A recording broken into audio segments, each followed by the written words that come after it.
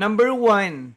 What is 25% of 360? Sige nga, any tricks pwede dito, ha? Pagka ganyan, 'di ba? 25%, ako ang nasa isip ko diyan pag 25%, 1/4 na kaagad eh, 'di ba?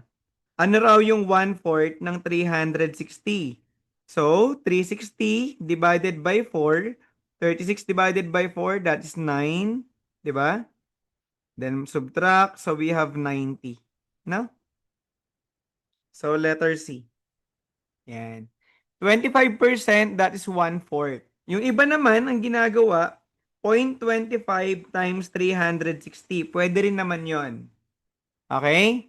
Yan. Yan yung mga tricks natin dyan. Letter C. So, by the way, pinakamadali kasi yung 1/4, no? Pag naisip mo, 1/4 ng 360. So, kumbaga, 360 divided by 4. Ganun yung tricks. Mas mahaba kasi yung solution nito. Yung 0.25 times 360.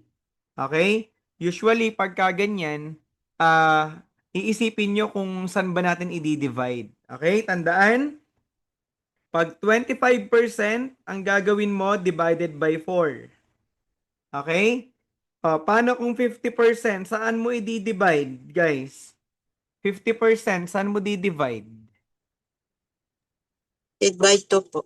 Okay, divided by 2, no? Pagka 50%. Yan yung mga common knowledge. Paano kung 10%? Saan natin i-divide?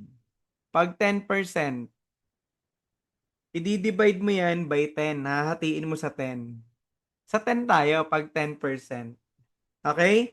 Pag 20%, hahatiin mo sa 5. Okay? Yan. Pag 25%, i-divide mo sa 4. Okay? Pag 50%, di-divide mo sa 2, yung kalahati. Pag 10%, divided by 10. Pag 20%, divided by 5.